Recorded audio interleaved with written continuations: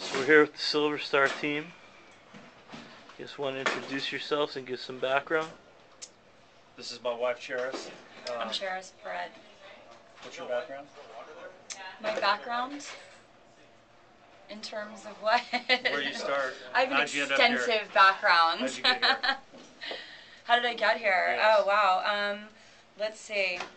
You and I got together about 7 years ago, started really getting into the clothing instead of the accessories, and we're, huge fans of mixed martial arts and went to lots of fights, and we're just huge fans. And let's see, we sponsored guys like Chemo and some other guys back in the day, and just ready to get into it full-fledged, so here we are.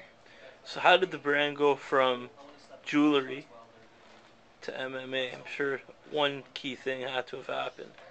Well, we're not just MMA. I mean, we sponsor professional skateboarders, polo players, monster truck drivers, even down to MMA fighters. And again, it was a sport that we've loved ourselves, something that we enjoy going to and being a part of.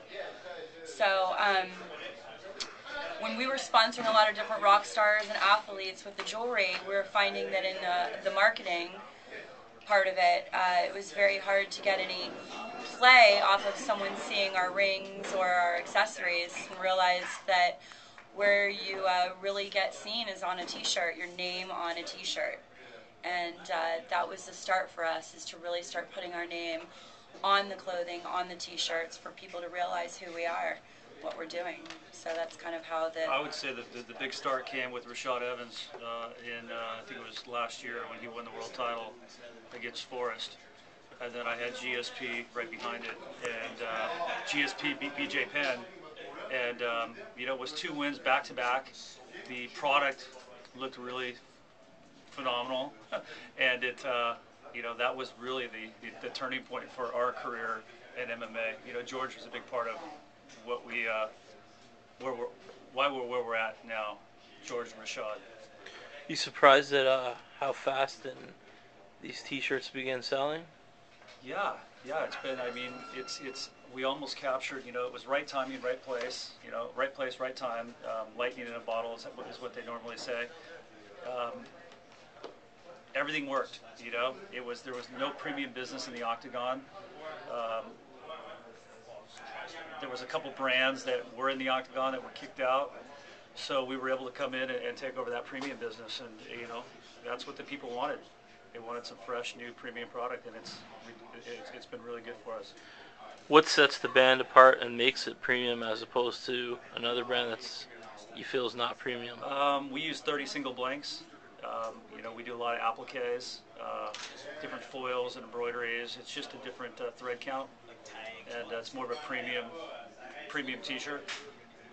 To the regular consumer, it's a t-shirt that feels more of like your vintage, soft, the t-shirt that you've had for 10 years that you love to put on every time because it's soft and it feels great. That's how our t-shirts start out. That's what we consider a premium tee. And what role do you guys play in the designs? I'm heavily involved. She's heavily involved. I mean, we sit there and, every time we get a new fighter, it goes through our art department. We give them direction. They give us a CAD. We have a guy that hand draws everything, and we recently did a new tee, and it was all hand painted with watercolors, and then converted to an actual CAD. And then the CAD was came to us, and Charis critiqued it 2 or 3 times, didn't like it, so we had to redraw it. And it goes back and forth. Sometimes it takes us 3 days to get a tee, and sometimes it takes us a month to get it right. Do fighters ever take part in the designs? Absolutely. David Loiseau, when we did David Loiseau's tee, he was very involved in the design on his tee. And, Rob Emerson, very involved. So, yeah, there's some guys that are... Some guys want to be involved and some guys don't, So, I mean, we love it when they want to be involved because we want them to definitely feel like they're a part. What was your take when the UFC said every brand had to throw $100,000 in to be shown in the ring? at first, I think we were one of the first to, to have to deal with that situation, and you take a big swallow, but UFC, Dana's built a pretty gnarly organization, and everybody's trying to get a piece of it. It's only fair for, for people that want to play in the arena to pay. And obviously, you think it's worth it. Absolutely. Absolutely. I mean, you see what we're doing in the UFC.